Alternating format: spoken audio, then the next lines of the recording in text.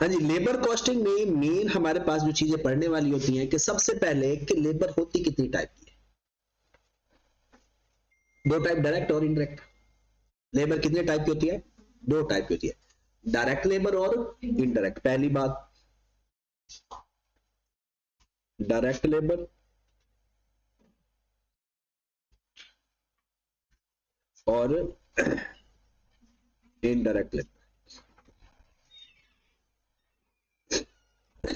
Direct labour और indirect labour. उसके बाद अगली कहानी, लेबर को किस तरह से हम पेमेंट करते हैं। तो टाइम बेस पर भी करते हैं। पीस रेट, पीस रेट किसे कहते हैं? यूनिट। पीस कहते हैं वो, पीस वाइज यूनिट पे पेमेंट करते हैं। स्किल्ड और अनस्किल्ड, एक्सपीरियंस्ड, इनएक्सपीरियंस्ड, इस बेस पर भी करते हैं। तो इसकी जो वेज होती है, मतलब अगर हम इसकी वेजेस की बात करें, वो डिपेंड करती है परफॉर्मेंस, मतलब प्रोडक्शन पे।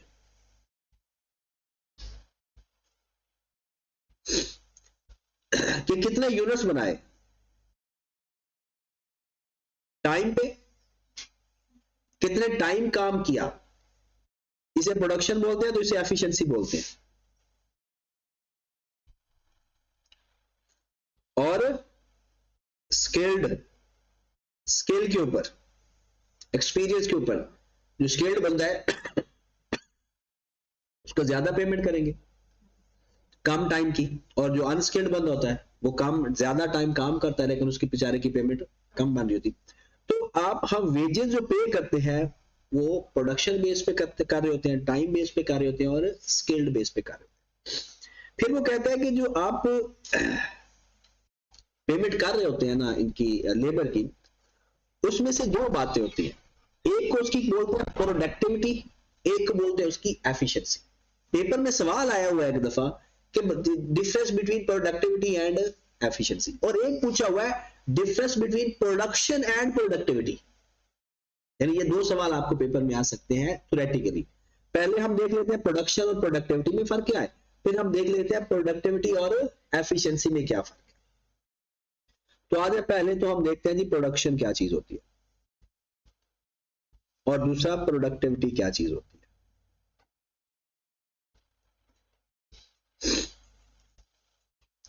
प्रोडक्शन होती है जनाब कितने यूनिट बने, और प्रोडक्टिविटी होती है कितने टाइम में बने।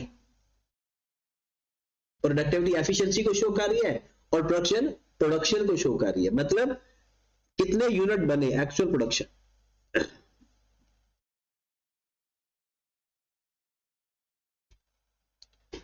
और वो जो प्रोडक्टिविटी है कितना टाइम लगा, कितने टाइम में बने, time taken for production.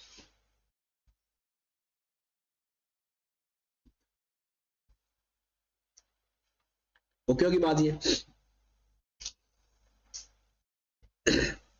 Next,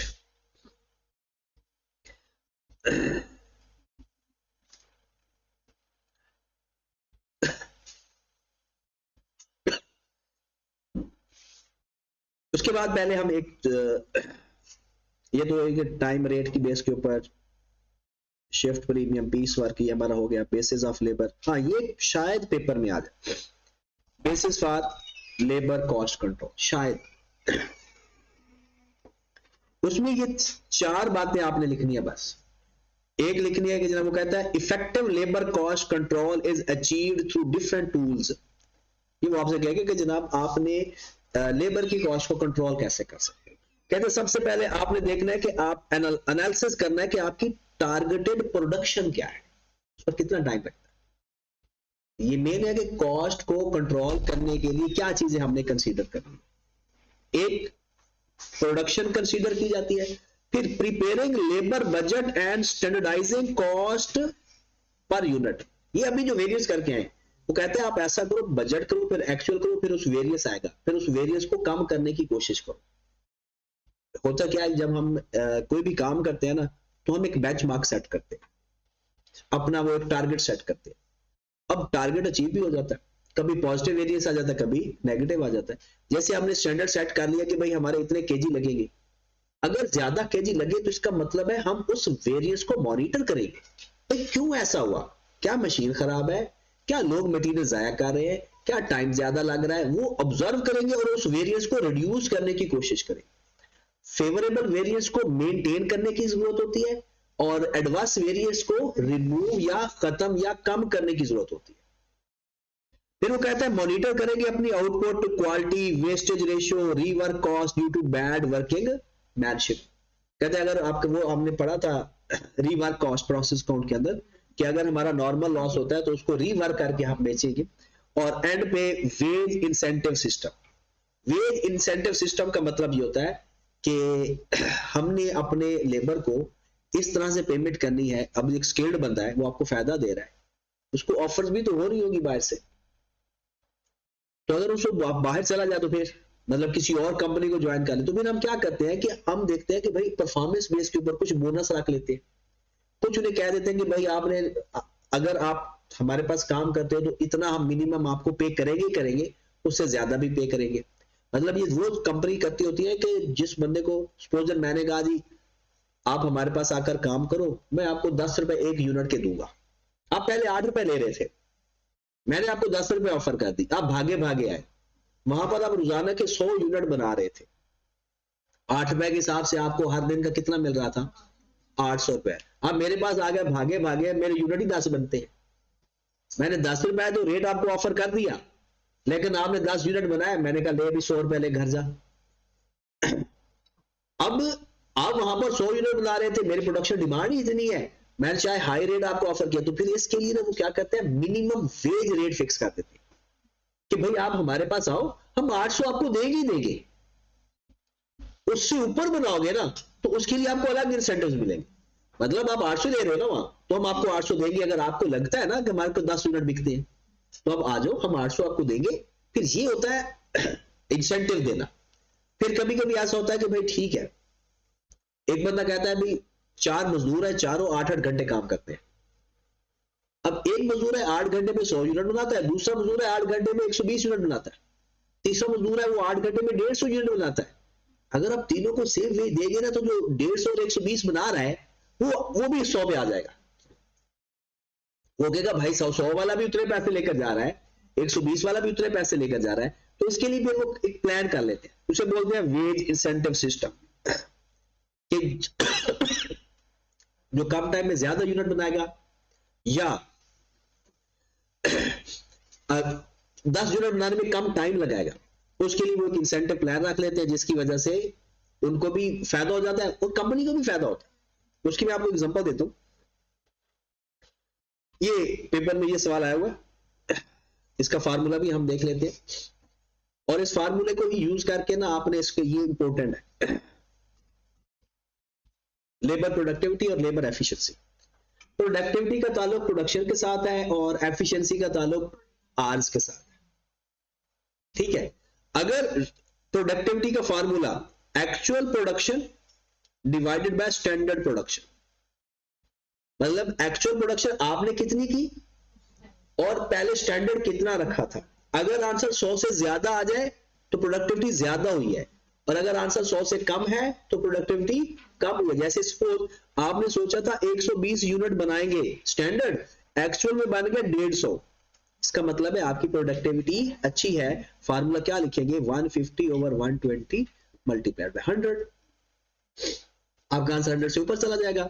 अगर आपने सोचा था 120 बनाए 80, तो फिर फार्मूला क्या लगेगा, 80/120 मल्टीप्लाइड बाय 100, तो 100 से आंसर कम आ जाएगा, इसका मतलब है नेगेटिव प्रोडक्टिविटी है, सोचा ज्यादा था हुआ कम। और अगर नीचे एफिशिएंसी में देखें ना, तो formula standard hours over actual hours. अब यहां पर पेपर में जब बैठते हो, क्योंकि यहां पर भी आधे दिमाग से बैठते हो, मैं आधा दिमाग उसे कहता हूं कि दिमाग मेरे 4-5 चीजें और भी चला रहे हो, तो उसे आधा दिमाग बोला जाता है कि आप यहां पर बैठे हो, पुप्पो के घर भी हो। फिर जैसे वेरियंस के अंदर ना छोटी छोटी बातें थी, वो ना प्रॉपर फोकस ना करने की वजह से ना वो मिक्स होना शुरू हो गई। अब आप जब प्रॉपर फोकस करोगे तो चीजें जब सेग्रीगेट हो जाएगी, फिर आपका कोई सवाल ही नहीं गलत होना, हर सवाल आपका ठीक होना शुरू हो जाएगा। अब इसमें क्या देखें, ऊपर था एक्चुअल ओवर स्टैंडर्ड, यहां पर है स्टैंडर्ड ओवर एक्चुअल। ये फंसने वाली बात है। अब आपने कैसे याद रखा? याद रखने का तरीका होता है कि जाहिर सी बात है वो आपको एक्चुअल और स्टैंडर्ड प्रोडक्शन तो देगा। अगर प्रोडक्शन ज्यादा होगी तो एफिशिएंसी ज्यादा होगी, इसका मतलब ऊपर आंसर एक्चुअल आएगा। एक्चुअल में ज्यादा प्रोडक्शन हुई तो आपकी एफिशिएंसी ज्यादा हो जाएगी। ये ऑटोमेटिकली अगर आप गलत करोगे तो आपको भी पता चल जाएगा नहीं कुछ गड़बड़ है। जैसे मैंने सोचा कि मैं यूनिट बनाऊंगा 500, एक्चुअल में बन गए 400, यही मेरी परफॉर्मेंस है ना 400 वाली। 500 तो मेरी सोच थी, 400 एक्चुअल है। अगर मैंने 500 ओवर 400 कर दिया ना, मेरा आंसर 100 से ऊपर चला जाएगा। हालांकि मेरे हिसाब से तो मेरी एफिशिएंसी कम हो रही थी। तो यहां से पता चल जाएगा कि मैं गलत कर रहा हूं। उसके बाद यहां पर ऐसा क्यों करते हैं, standard hours over actual hours.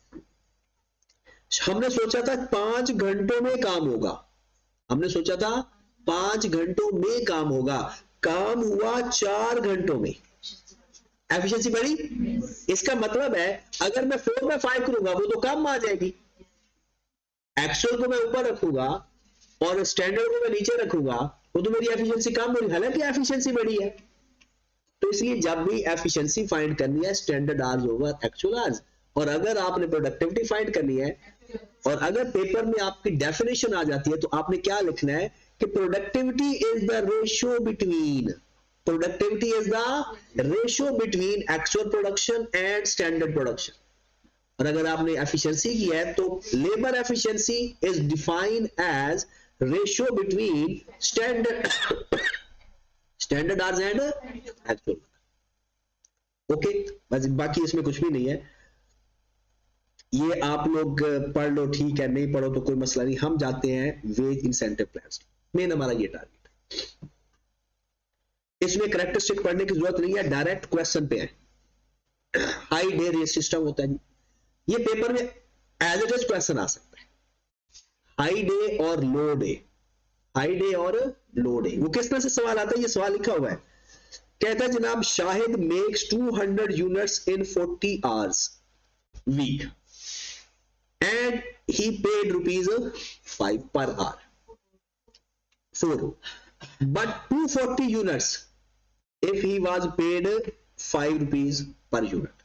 अब सवाल ये है कि अगर वो 40 घंटों के अंदर 200 यूनिट बनाएगा, 40 घंटे वो काम करता है पर वीक, और कितने यूनिट बनाता है, अगर ऐसा करेगा तो हम उसको ₹4 पर आवर के हिसाब से पेमेंट करेंगे। लेकिन अगर वो इसी टाइम के अंदर 240 यूनिट बनाएगा, हम उसको ₹5 के हिसाब से पे करेंगे। अब सवाल समझ लगा। अब इसे बोलते हैं low rate and high rate, low day rate and high day. मतलब अगर वो ज्यादा यूनिट बनाएगा हम उसे हाई रेट पे करेंगे। हमने एक पैटर्न रख दिया कि भाई साहब इस हफ्ते के अंदर अगर 40 घंटों के अंदर इतने यूनिट बने तो ये रेट है, उसी टाइम के अंदर इतने यूनिट बने तो ये रेट है। Got it. अब हम इसको, वो कहता है calculate amount to be paid Shahid in both cases. कहता है अगर वो 200 यूनिट बनाएगा तो शाहिद को कितने पैसे देंगे, और अगर 240 यूनिट बनाएगा तो शाहिद को कितने पैसे देंगे। शाहिद ने काम कितना किया, 40 घंटे। अब हम लिखेंगे पहले हाई डे रेट सिस्टम। इसका मतलब उसको यूनिट ज्यादा बनाने, हमने उसको यूनिट के बदले पैसे दे रहे हैं या टाइम के बदले दे रहे हैं, टाइम। काम उसने कितना किया, 40 घंटे। 40 मल्टीप्लाइड बाय 4, 40 मल्टीप्लाइड बाय 4, कितने पैसे देंगे इसको, नहीं ₹5 देंगे। हाई डे है ना, हाई डे है तो ₹5 देंगे, तो कितने पैसे दिए, 200। लो डे रेट सिस्टम,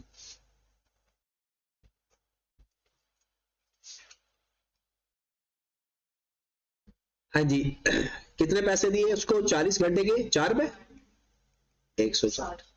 लो जी, पहला सवाल का जवाब आ गया कि अगर वो हमसे पूछ रहा है कि भाई अगर वो 40 घंटे ही काम करेगा लेकिन यूनिट कम बनाएगा तो हम पर आवर रेट कम देंगे। अगर ज्यादा यूनिट बनाएगा हम ज्यादा पैसे देंगे। तो ये पहले सवाल का जवाब आ गया कि शाहिद को वो दोनों सिस्टम के अंदर कितने कितने पैसे देने। एक सवाल ये पूछा जाता है, मतलब यहां पर तो उसने बेसिक एग्जांपल है, वो ऐसे एक बड़ी सी स्टोरी सुनाएगा,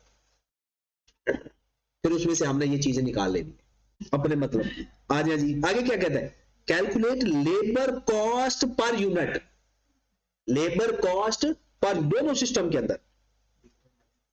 अब आप देखिए हाई डे रेट सिस्टम में कितनी टोटल कॉस्ट हमें पड़ी, 200, कितने यूनिट बने,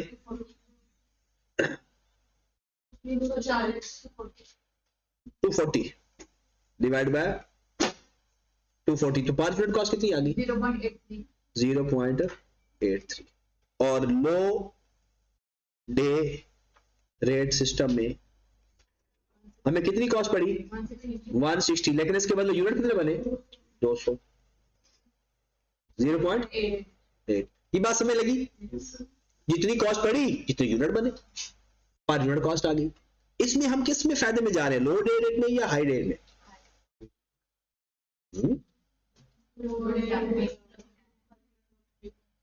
पर यूनिट कॉस्ट किस में कम पड़ रही है, लो डे रेट सिस्टम में। ये कॉस्ट पर यूनिट है ना। चले जी नेक्स्ट, अगला सवाल तीसरे नंबर पर, यहां से आपको थोड़ा सा calculate cost per unit of output if the production overhead is recorded at the rate of ₹4 पर direct labour our.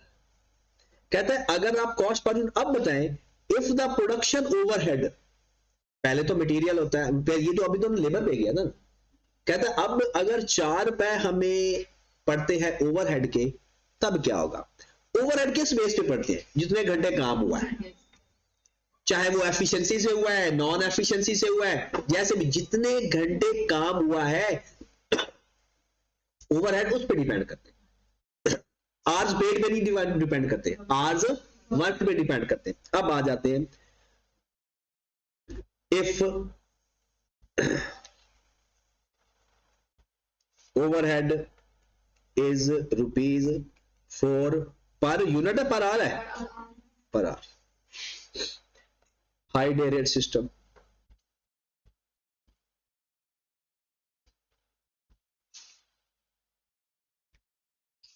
High day rate system में हमें पर यूनिट कितनी कॉस्ट पड़ रही थी, पर आवर ₹5,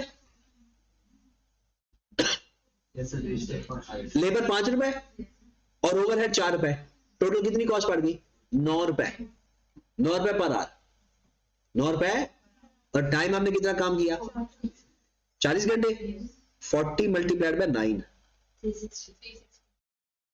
360। और कितने यूनिट बने, 240। तो पर यूनिट कितनी कॉस्ट आ गई, 1 पॉइंट। ये बात समझ लगी।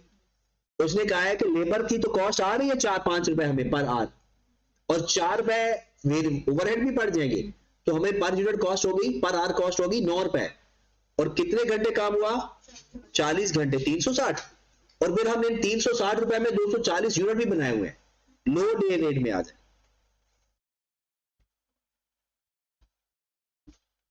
₹40 घंटों में कितना पे करना है, ₹8, ₹4 लेबर और ₹4 ओवरहेड, क्योंकि ओवरहेड का तो ताल्लुक है ही नहीं एफिशिएंसी के साथ, मल्टीप्लाइड बाय, ये कितना आ गया, 320 डिवाइडेड बाय 200। अब 1. अब कौन सा सही आ रहा है, अब हाई डे रेट सिस्टम आ रहा है। अगर ओवरहेड ना होते तो फिर क्या, सिर्फ लेबर को देखते तो लेबर लो डे रेट सिस्टम में कम आ रही थी, लेकिन ओवरहेड की वजह से, तो इसलिए हम कोशिश करेंगे, क्योंकि मटेरियल भी ऐड करना है, तो मटेरियल भी अभी ऐड नहीं किया, मटेरियल लेबर ओवरहेड जिस पे कम पड़ते हैं हम फिर वो इंसेंटिव देते हैं। ये हाई डे लो डे खत्म हो गया, ये बात समझ लग गई। इसका अभी आपकी प्रैक्टिस में भी एक ही क्वेश्चन गिवन है, और पेपर में ये भी एक पैराग्राफ आ जाएगा कि जी फलां मिनिस्टर को हम इस तरह से देते, तो आप सजेस्ट करेंगे क्या देना चाहिए, लो डे रेट सिस्टम बेस्ट है या हाई डे। उसके बाद है बोनस देना। हाँ जी, ये ज्यादातर पेपर में सवाल आता है। बोनस से क्या मुराद है? वो कहता है ठीक है जनाब, अगर आपने अच्छा काम किया, ज्यादा यूनिट बनाए, ज्यादा यूनिट का मतलब होता है टाइम सेव हो जाता है। ज्यादा यूनिट का मतलब क्या है? टाइम सेव हो जाता है। तो कहता है जितने जिस बंदे ने टाइम सेव किया ना, हम उसको टाइम सेविंग के ऊपर पैसे देंगे। तो टाइम सेविंग होता क्या है? टारगेट दे दिया कि 100 यूनिट बनाना है 10 घंटों में,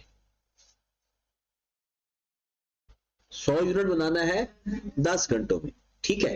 एक भाई साहब ने ना 10 घंटों के अंदर ना 120 यूनिट बना दिए। पता है कितना टाइम सेव हुआ?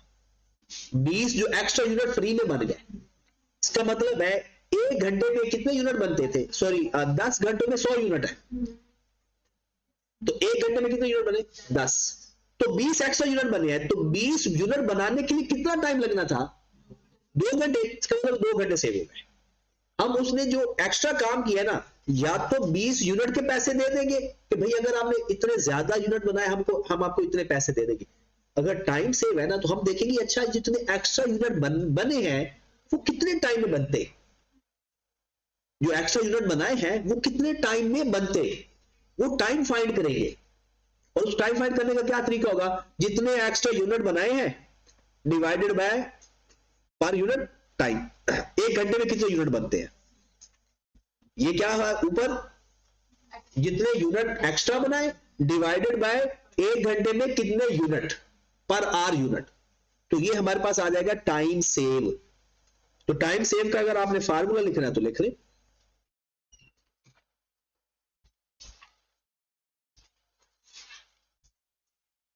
एडिशनल यूनिट या एक्स्ट्रा यूनिट्स डिवाइडेड बाय पर आर यूनिट्स।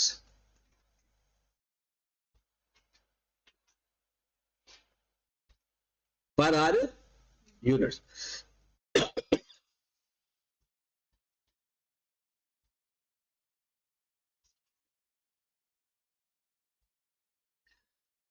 मुझे लगता है तबीयत भी सिलेबस का इंतजार कर रही थी। अब एक ही दफा इकट्ठी खराब होनी है। ओके होगी बात। अब इस क्वेश्चन में हम देखते हैं कि हमने इसको हल कैसे करना है। ठीक है, आज का टारगेट में ना हमारा इतना ही लेबर है, क्योंकि अगर आप इसके बाद देखेंगे ना तो आपको एक जानी पहचानी चीज नजर आना शुरू हो जाएगी, लर्निंग कर्व इफेक्ट। आप वही एग्जैक्ट वही है, और पेपर में भी यही ज्यादा इस्तेमाल होता है। बाकी ये जो बोनस फाइंड करने के तरीके है ना, इसके हम 5-6 क्वेश्चन जब करेंगे ना, तो फिर आपको तसल्ली होगी कि अच्छा नहीं सवाल इसके होने शुरू हो जाएंगे। ठीक है, लेकिन मैं फिर वही कहूंगा, आप पहले अपने वेरिएंस को डट के तैयार करें। आज का दिन भी वेरिएंस पे लगे, चाहे आप वही क्वेश्चन दोबारा समझने की कोशिश करें, और उसमें जहां मसला आ रहा है ना मुझसे डिस्कस करें, या आप आपके पास रिकॉर्डिंग भी अवेलेबल है, यानी जिस तरह से भी है ना, एक दफा आप तसल्ली से उसके सवाल को देख लेंगे ना, तो वो क्वेश्चन आपके हाथ में आ जाए, तो फिर इतनी परेशानी होगी नहीं। प्रोसेस कोड मेरे ख्याल में ठीक है सबका ही, प्रोसेस कोड में इतना इशू नहीं है। देखिए जी, ये लास्ट क्वेश्चन है आज के लेक्चर का। Standard production of employ in the assembly department is 20 units per hour in 8 hours per day. कहता भाई 8 घंटे काम करना है और 1 घंटे में आपने ना 20 यूनिट बनाने हैं। इसका मतलब है अगर मैं कहूं कि 8 घंटों की प्रोडक्शन कितनी है? 107। फिर वो कहता है द आर्ली रेट इज 30। 1 घंटे का rate ₹30। The first day of the week employ produce 150 units. उसको पे कितना करना है हमने? 160। और उसने कितने यूनिट बना लिए? 150। कोई एक्स्ट्रा पेमेंट करनी चाहिए उसे या नहीं? उसे तो मारना चाहिए। 160 का ये करने के लिए उसने 150 बना दिए, लेकिन हम उसे रेट पूरा पे करेंगे। फिर वो कहते हैं and on the second day of the week he produced 180 units. उसने 180 यूनिट बना दिए। On both days he worked for 8 hours. दोनों दिन उसने 8 घंटे काम किए। कहते हैं calculate the earning of employee. पहले कहते हैं एम्प्लॉय की अर्निंग बताओ, फिर कहता है इफेक्टिव रेट पर आवर बताओ, फिर पर यूनिट बताओ। बिल्कुल वही बात है, जो कॉस्ट आएगी ना, जो पैसे बनेंगे वो तो एम्प्लॉय को देने हैं, उसको नंबर ऑफ आवर्स पे डिवाइड करेंगे तो पर आवर रेट आ जाएगा। और यूनिट्स पे डिवाइड करेंगे तो पर बढ़ा देंगे। इसको देना कैसे है जी, पैसे आ जाए जनाब। सबसे पहले हम लिख लेते हैं जी एक्चुअल यूनिट्स या प्रोडक्शन। आपको वेरियंस वाली फिर फीलिंग दिलाने लगा।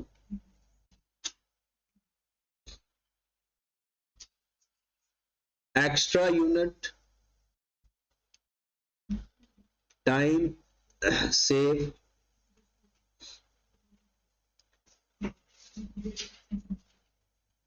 बेसिक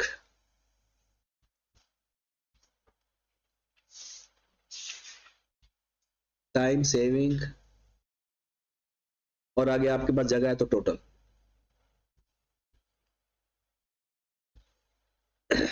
ये आप कुछ चीजें आप चलिए डायरेक्ट भी कर सकते हैं। सबसे पहले जी पहला वीक, पहला दिन, एक्चुअल यूनिट्स उसने कितने बनाए थे 150। दूसरे दिन कितने बनाए थे 180। स्टैंडर्ड क्या थे 8 घंटों में बनाने के 160। ये तो सवाल से ना एक्सट्रैक्ट करना आसान होता है, बनाए कितने और स्टैंडर्ड कितना रखा था। एक्स्ट्रा यूनिट बनाए पहले में, कोई एक्स्ट्रा यूनिट इसमें बनाए 20। इसका मतलब है यहां टाइम सेव, हम फाइंड करेंगे टाइम सेव कितना हो। अच्छा टाइम सेव के वही दो तरीके, या आर्स को इक्वलेट कर लो या अमाउंट को आगे इक्वलेट कर लो। मतलब ऐसे तो जब इक्वलेंस प्रोडक्शन फाइंड करते हैं तो हम यूनिट्स को ना वो कहते हैं जी 40% कंप्लीट हुआ है, हालांकि 40% कॉस्ट लगी होती है, हम कॉस्ट को कुछ नहीं करते, हम यूनिट्स का 40% कर लेते हैं। तो इसमें भी ऐसे है जैसे वो कह रहे हैं ना कि if bonus 50% paid time saved, कहता है जितना टाइम सेव होगा ना हम उसको 50% पे करेंगे बोनस के तौर पर। अब दो तरीके हैं, टाइम सेव किया 2 घंटे सपोज मैं कर रहा हूं, इसी को 50% से मल्टीप्लाई कर दो और फिर रेट पूरा। दूसरा तरीका इसको ना करो, रेट को 50%, मतलब बेसिकली टोटल कॉस्ट का 50% करना है। टोटल कॉस्ट का बोनस कितना पे कर रहा है 50%, तो टोटल कॉस्ट कैसे फाइंड होगी, time saving multiplied by rate multiplied by I cap. अपने सॉल्यूशंस के अंदर ना वो आर्स को ही 50% से मल्टीप्लाई कर देता है, रेट पूरा ले लेता है। तो ये आपकी अपनी मर्जी है, बता मैंने दिया। अब मैंने टाइम सेव लेना है ना, यहां पर तो टाइम सेव है ही नहीं। टाइम सेव हुआ कितना, 1 घंटे के कितने यूनिट थे 20। एक्स्ट्रा यूनिट भी कितने बने, कितने घंटे सेव हो गए 1 घंटा, तो 1 घंटे का 50%, 1 घंटे का मतलब यहां पर आप फार्मूला भी लिख सकते हो, टाइम सेव मल्टीप्लाइड बाय 50%, कितना आ गया 0.5। या तो आप ऐसे लिख लो या फिर इधर पूरा 1 घंटा लिख लो, जब कॉस्ट फाइंड करने लगेंगे फिर 50% से लिख देना। अब आ जाए बेसिक पे पे। बेसिक पे हमने 8 घंटे की पे करनी करनी, आप इसको मिनिमम वेज रेट भी कह सकते हो।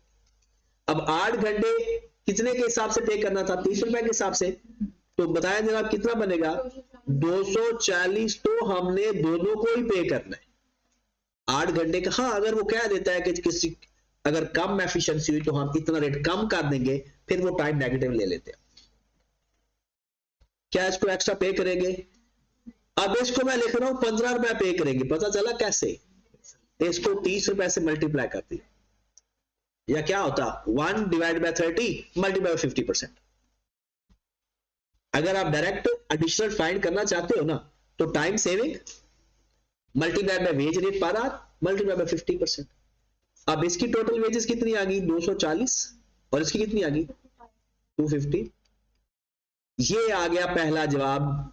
उस भाई साहब को पहले दिन 240 रुपए वो घर लेकर जाएगा और दूसरे दिन 255 रुपए लेकर जाएगा। ये बात क्लियर हुई, ओके है। फिर आगे चलते हैं, टाइम सेविंग का पता चल गया, उसकी कॉस्ट फाइंड करने का भी पता चल गया, वो आपने अपनी मर्जी से कर सकते हो। ये सारे कॉलम बनाना कंपलसरी,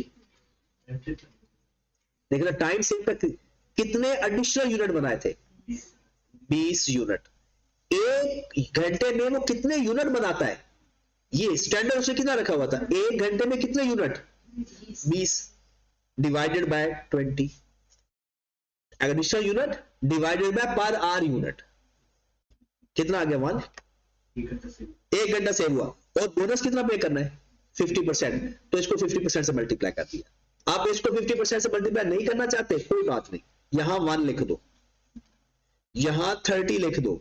जब इन दोनों को आपस में मल्टीप्लाई करोगे, और मल्टीप्लाई एड में कैसे करना है 50%, फिर भी 15 ही आएगा। ओके, ये आपकी अपनी मर्जी है। अब मुझे बताया, सवाल हो गया, ये था पहले दिन की उसकी सैलरी, ये थी उसके दूसरे दिन की सैलरी। यहां पर देखिए उसने पहला सवाल क्या पूछा है कि भाई इंप्लॉय की अर्निंग बनाए दोनों दिन की, पर आवर रेट बताएं और पर यूनिट रेट बताएं। तो जनाब पर आवर रेट कैसे अब फाइंड होगा, आप चाहे नीचे कर लेना, पर आवर रेट 240 रुपए हमने इंप्लॉय को दिए, 8 घंटे वो काम करके जा रहा है, तो पर आवर आप उससे कितना पे कर रहे हैं, 8 घंटे काम करके जा रहा है ना, तो डिवाइडेड बाय 8, 30, 8 घंटे काम करके जा रहा है, हम उसे कितना पे कर रहे हैं 31 पॉइंट।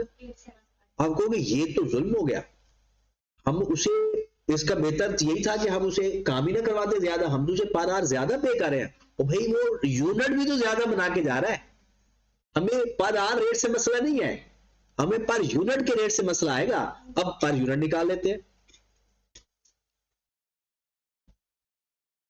हमें कॉस्ट पड़ी है 240 रुपए, ऐसे ही है। यूनिट कितने बने इसके बदले 100, 1.6, और कॉस्ट पड़ी 255, यूनिट इसके बदले कितने बने 180। अब पता चला कि हमें भाई उसी में ही फायदा है, क्योंकि पर यूनिट कॉस्ट हमें कम पड़ गई। यहां तक क्लियर होगी बात। ये सवालों में नहीं समझ लगती बस, क्योंकि उसमें ना अंग्रेजी में बड़े बड़ा पैराग्राफ दे देता है, उसमें के अंदर यही चीज है, बस वो हमारा ना दिमाग अंग्रेजी में घूम जाता है, सवाल में एक्सट्रैक्शन में मसला आ जाता है। ये बात ओके है। आगे उसने ये सवाल यही पूछा, कहता है अगर 100% पे करते टाइम सेव का, तो जहां 0.5 लिखा है उधर एज इट इज 1 आ जाता है, ठीक है, बाकी सारा सेव कर, ठीक होगी बात।